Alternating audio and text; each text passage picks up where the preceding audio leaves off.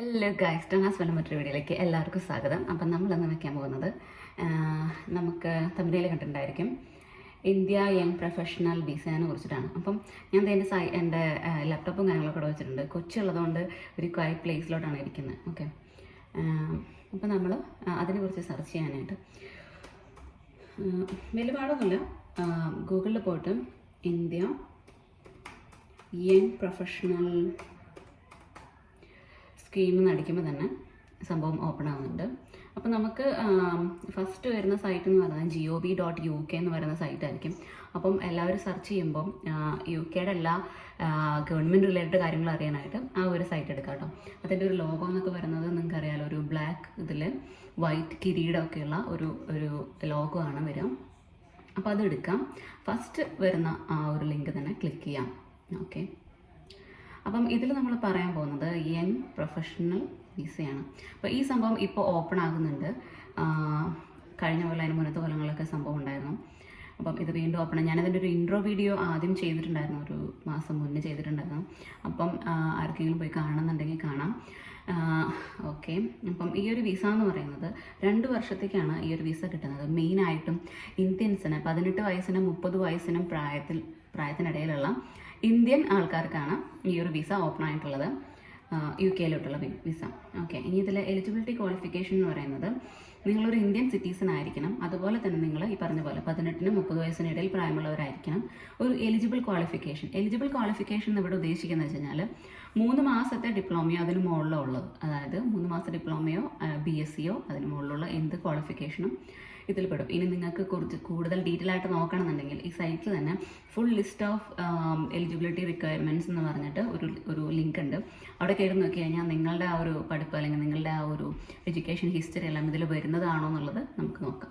Okay, അതുപോലെ തന്നെ നമുക്ക് സേവിങ്സ് അക്കൗണ്ടിൽ ഒരു 2530 പൗണ്ട് കാണിക്കും. അപ്പം അങ്ങനെ ചെയ്യുമ്പം അതൊരു 30 ദിവസത്തെ അല്ലെങ്കിൽ 28 ദിവസത്തെ മെച്യൂരിറ്റിയാണ് ആ ഒരു ഫണ്ടിന് നിങ്ങൾ ബാങ്ക് അക്കൗണ്ടിൽ കാണിക്കേണ്ടതായിട്ടുള്ളത്. ആ ഒരു ഫണ്ട് എന്ന് പറയുമ്പം നിങ്ങൾ എക്സാക്റ്റ് ആയ എമൗണ്ട് തന്നെ ഇടാതിരിക്കുക. കാരണം നിങ്ങൾക്കറിയാലോ, എന്താ പറയുക, നമ്മുടെ മണി വാല്യൂ ഒക്കെ ഇങ്ങനെ ഇടയ്ക്കിടയ്ക്ക് മാറിക്കൊണ്ടേയിരിക്കും. അപ്പം കുറച്ച് കൂടുതലായിട്ട് എപ്പോഴും ഇടാനായിട്ട് ശ്രമിക്കാം. ലോലിപോപ്പ് കിട്ടി, അമ്മൂര് ലിപ്സ്റ്റിക് കൂട്ടും, ഇതൊക്കെ നടക്കാനാണ് പോയിട്ടു. ഹായ് പറയൂ. ഓക്കെ, ഇനി പോക്കോ. Okay, by. ഓക്കെ, അപ്പം ഈ ഒരു സംഭവങ്ങളൊക്കെ നമ്മുടെ സൈറ്റിൽ തന്നെ ഉണ്ട്. Sorry for the interruption. Okay, അതുപോലെ തന്നെ ഹൗ ടു അപ്ലൈ എന്ന് പറയുന്നത് നമുക്ക് ഇവിടെ ഇങ്ങനൊരു സംഭവമുണ്ട്. അതിൽ ഫസ്റ്റ് പറയുന്നത് യങ് പ്രൊഫഷണൽ സ്കീം, ഇതൊരു ബാലറ്റ് സിസ്റ്റമാണ്. നിങ്ങൾക്കറിയാലോ ബാലറ്റ് സിസ്റ്റം ആണെന്ന് വെച്ച് കഴിഞ്ഞാൽ നറുക്കെടുപ്പ്, റാൻഡംലി സെലക്ട് ചെയ്യുന്ന ആൾക്കാർക്കാണ് നമ്മൾ വിസ അപ്ലൈ ചെയ്യാനായിട്ടുള്ളൊരു ഓഫർ അല്ലെങ്കിൽ വിസ അപ്ലൈ ചെയ്യാനായിട്ടുള്ളൊരു എലിജിബിലിറ്റി കിട്ടുന്നത്. അതുപോലെ തന്നെ ഈ സക്സസ്ഫുൾ ആയിട്ട് വരുന്ന ബാലറ്റിൽ സക്സസ്ഫുൾ ആയിട്ടുള്ള ആൾക്കാർക്ക് ഇൻവിറ്റേഷൻ വിസ മറ്റേ ഹോം ഓഫീസിൽ നിന്നും ഇൻവിറ്റേഷൻ കിട്ടും. അതിനനുസരിച്ചിട്ടാണ് നിങ്ങൾ വിസ അപ്ലൈ ചെയ്യേണ്ടത്. ഇനി ഡോക്യുമെൻറ്റ്സ് യു നീഡഡ് എന്ന് പറയുമ്പം നമുക്ക് ആ ഒരു സംഭവം എടുത്ത് നോക്കാം. അതിനു മുന്നേ നമുക്ക് വെൻ ടു അപ്ലൈ എന്നുള്ളത് സെർച്ച് ചെയ്യാം. ഓക്കെ,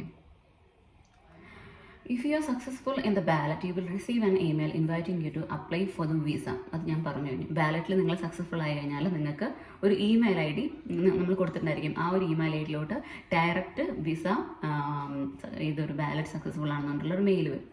അത് കിട്ടിയതിന് ശേഷം 90 ദിവസത്തിനുള്ളിൽ നിങ്ങൾ ഇതിൻ്റെ 3 പ്രോസസ്സ് കംപ്ലീറ്റ് ചെയ്യണം. അതായത് you will have 90 days from the date of the email to do what? Apply online, prove your identity, provide your documents. Okay, അപ്പം നിങ്ങൾക്ക് ഇങ്ങനെ ഒരു സക്സസ്ഫുൾ ഇമെയിൽ കിട്ടിക്കഴിഞ്ഞ് കഴിഞ്ഞാൽ പിന്നെ നിങ്ങൾക്ക് 90 ദിവസത്തിനുള്ളിൽ, അതായത് ഒരു 3 മാസത്തിനുള്ളിൽ തന്നെ നിങ്ങൾ ഈ 3 പ്രോസസ്സും കംപ്ലീറ്റ് ചെയ്തിരിക്കണം. അതായത് വിസ ആപ്ലിക്കേഷൻ വെച്ചിരിക്കണം. ഓക്കെ, പിന്നെ അതുപോലെ തന്നെ എന്തെങ്കിലും എക്സംഷൻ കേസുകൾ ഉണ്ടെന്നുണ്ടെങ്കിൽ നിങ്ങൾക്ക് അപ്പോയിൻമെൻറ്റിനുള്ള എന്താ പറയുക സംഭവങ്ങളൊക്കെ നിങ്ങൾക്ക് റിക്വസ്റ്റ് ചെയ്യാവുന്നതാണ്. പക്ഷേ നിങ്ങളൊരു എന്താ പറയുക വിസ അപ്ലൈ ചെയ്തതിന് ശേഷം 6 മാസത്തിനുള്ളിൽ നിങ്ങൾ UK ട്രാവൽ ചെയ്തിട്ടുണ്ടായിരിക്കണം. ഓക്കെ, അതിൻ്റെ ഒരു എക്സാമ്പിളൊക്കെ ഇതിൽ പറയുന്നുണ്ട് കേട്ടോ, നിങ്ങൾക്ക് വേണമെങ്കിൽ അത് സെർച്ച് ചെയ്യാം. ഓക്കെ, ഇനി എത്ര രൂപയാണ് ഇതിന് ചിലവാക്കുക എന്നുള്ളതാണ് പറയുന്നത്. അപ്പം how much it will cost. Pay the application fee of £298. Okay. Visa application fees അതെന്ന് പറയുന്നത് നമുക്ക് ബാലറ്റ് അപ്ലൈ ചെയ്യാനായിട്ട് ഫ്രീ ആണ്. ബാലറ്റ് അപ്ലൈ ചെയ്യാനായിട്ട് ഫ്രീ ആണ്. നിങ്ങൾ ഫ്രീ ഓഫ് കോസ്റ്റിൽ നിങ്ങൾക്ക് അപ്ലൈ ചെയ്യാം.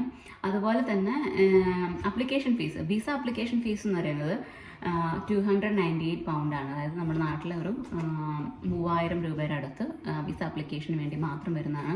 പിന്നെ വരുന്നതെന്ന് വെച്ചാൽ NHS ഹെൽത്ത് സർചാർജ് ആണ്. അത് ഏകദേശം ഒരു £1552 എന്നാണ് ഇതിൽ പറയുന്നത്. അപ്പോൾ ഏകദേശം ഒരു 1.5 ലക്ഷം രൂപയുടെ അടുത്ത് നിങ്ങൾക്ക് NHSൻ്റെ ഹെൽത്ത് സർചാർജ് വരുന്നതായിരിക്കും.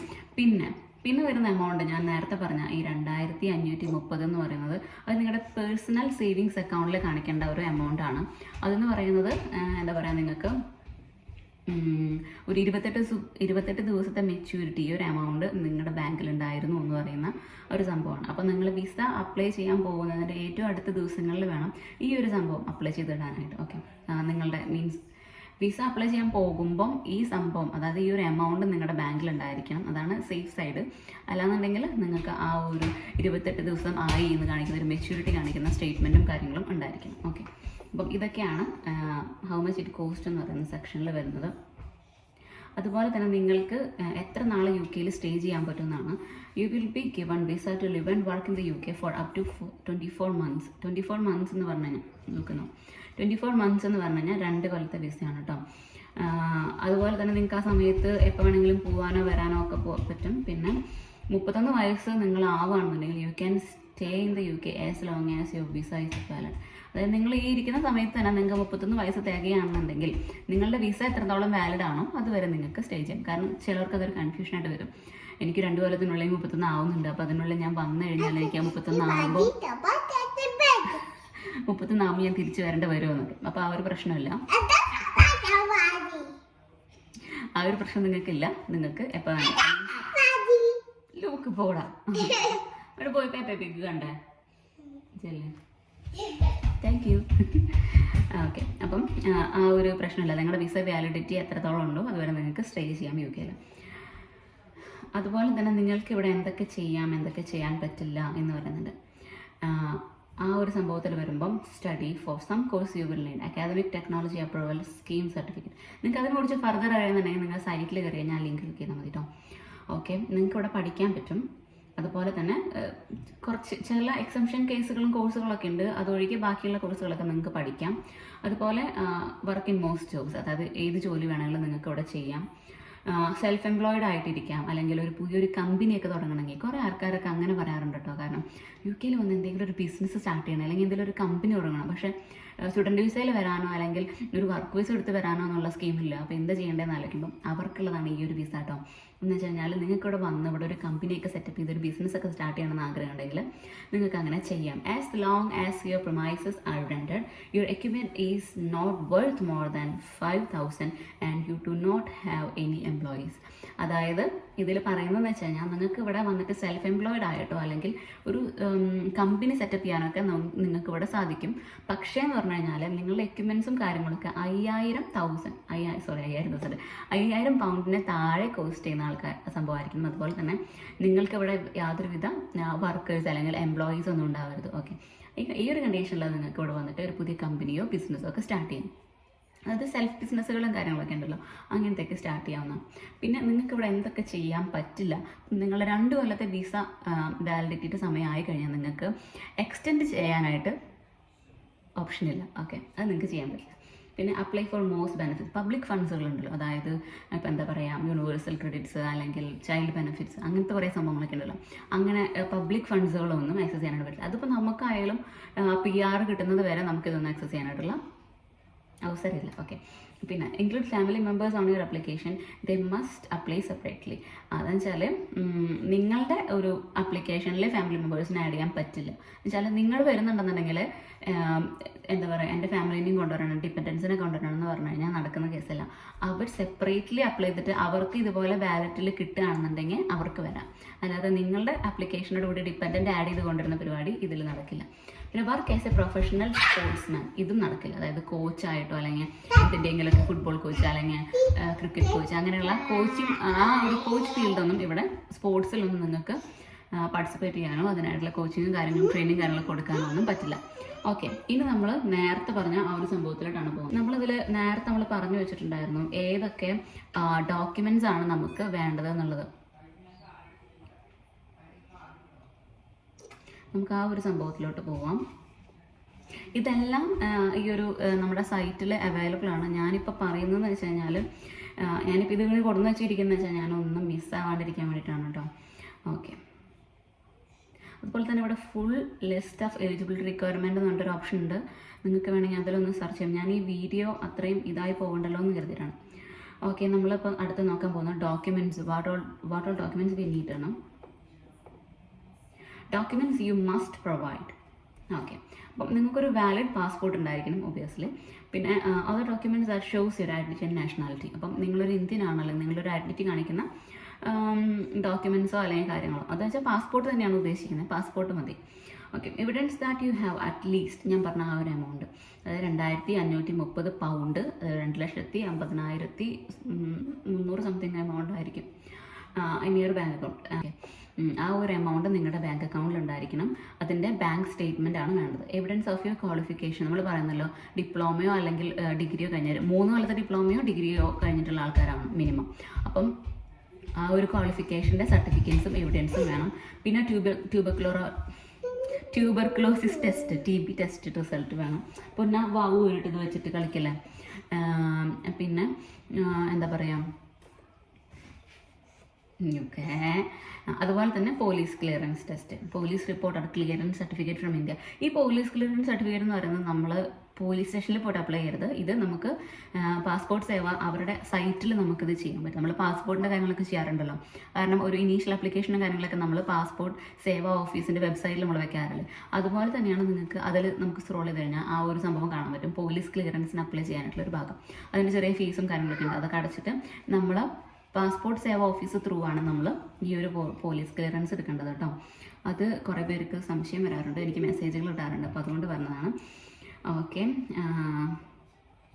അപ്പം ഇതൊക്കെ തന്നെയാണ് നിങ്ങൾക്ക് ആവശ്യമായിട്ട് വരുന്ന കാര്യങ്ങൾ. ഇനി ഈ ഒരു സംഭവം, ഈ ഒരു 2025 യങ് പ്രൊഫഷണൽ വിസ ഓപ്പൺ ആവുന്നത് ഫെബ്രുവരി 18 ഫെബ്രുവരി 18 2:30 ഈ സംഭവം ഓപ്പൺ ആവുന്നത്. ആകെ 2 ദിവസം ഇതിന് വാലിഡിറ്റി ഉള്ളൂ. എന്ന് വെച്ച് കഴിഞ്ഞാൽ ഫെബ്രുവരി 18 ഓപ്പൺ ആയ ഈ ഒരു വിസ സ്കീം 20 തന്നെ ക്ലോസ് ആവും. സെയിം സമയം, ഇന്ത്യൻ ടൈം 2:30 കേട്ടോ. ഇന്ത്യൻ ടൈം 2:30 ഫെബ്രുവരി 18 ഓപ്പൺ ആയിട്ട് അതേ സമയം 2025 ഫെബ്രുവരി 20 2 PM ഈ ഒരു എന്താ പറയുക വിസ സ്കീം ക്ലോസ് ആവും. അപ്പം അതിന് മുന്നേ എല്ലാം സെറ്റ് ചെയ്ത് വെക്കുക. ഇതിലൊന്നും സെറ്റ് ചെയ്യാനൊന്നുമില്ല. നിങ്ങൾക്ക് ഇതിൽ ആവശ്യമായിട്ട് വരുന്ന ആ ഒരു സമയത്ത് ആവശ്യമായിട്ട് വരുന്നതെന്ന് വെച്ച് കഴിഞ്ഞാൽ നിങ്ങളുടെ date of birth, email ID, contact details, passport details, passport നമ്പറും കാര്യങ്ങളും, ഈ സംഭവങ്ങൾ മാത്രമാണ് നിങ്ങൾക്ക് ഈ ബാലറ്റ് അപ്ലൈ ചെയ്യാനായിട്ട് ആവശ്യമായിട്ട് വരുന്ന കാര്യങ്ങൾ. അപ്പം ഈ ഒരു സംഭവം ഫ്രീയുമാണ്, ബാലറ്റ് അപ്ലൈ ചെയ്യാനായിട്ട് ഫ്രീയുമാണ്. അപ്പം നമ്മളധികം എന്താ പറയുക ഇതായിട്ടിരിക്കൊന്നും വേണ്ട. അതുപോലെ തന്നെ ഇത് നിങ്ങൾക്ക് സിമ്പിളായിട്ട് സൈറ്റിൽ ചെയ്യാവുന്നുള്ളൂ. ഇനി ആ സംഭവം ഓപ്പൺ ആവുന്ന സമയത്ത് ഞാനിതുപോലെ തന്നെ സ്ക്രീൻ വെച്ചിട്ട്, ഇങ്ങനെയല്ല, സ്ക്രീൻ ഓപ്പൺ ആക്കി വെച്ചിട്ട് നിങ്ങൾക്ക് കാണാവുന്ന രീതിയിൽ ഇത് നമുക്ക് ചെയ്ത് കാണിക്കുന്ന ഒരു വീഡിയോയും കൂടി ഇടാം. അപ്പം അത് മിസ്സാവാണ്ടിരിക്കാനായിട്ട് നമ്മുടെ ചാനൽ സബ്സ്ക്രൈബ് ചെയ്യുക. അതുപോലെ തന്നെ ഇന്ത്യയിൽ നിന്നോ അല്ലെങ്കിൽ നിങ്ങളുടെ ഏതെങ്കിലുമൊക്കെ ഫ്രണ്ട്സോ ഫാമിലി റിലേറ്റീവ്സോ ആരെങ്കിലുമൊക്കെ ഈ ഒരു സംഭവം അപ്ലൈ ചെയ്യണം എന്ന് പറഞ്ഞിട്ട് വെയിറ്റ് ചെയ്തിരിക്കുന്ന ആൾക്കാരുണ്ടെന്നുണ്ടെങ്കിൽ അവർക്ക് ഇതൊക്കെ ഒന്ന് അയച്ചു കൊടുക്കാം. ഇതുപോലെ തന്നെ അപ്ലൈ എന്ന് പറഞ്ഞിട്ടൊരു സെക്ഷൻ ഉണ്ടായിരുന്നു. അപ്പം ഞാൻ അതൊന്ന് ചെക്ക് ചെയ്യണമായിരുന്നു.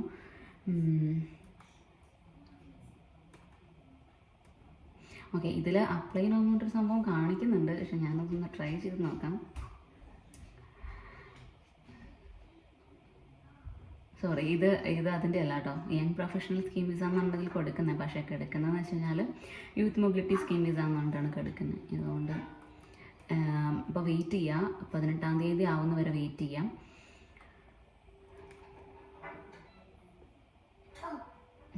ഓക്കെ, അപ്പം 18 ആവുന്നവരെ വെയിറ്റ് ചെയ്യുക. അതിനുശേഷം നമ്മളുടെ പുതിയ വീഡിയോ, ഇത് എങ്ങനെയാണ് ചെയ്യുന്നതിനെ കുറിച്ചിട്ടുള്ള വീഡിയോ വരുന്നതായിരിക്കും.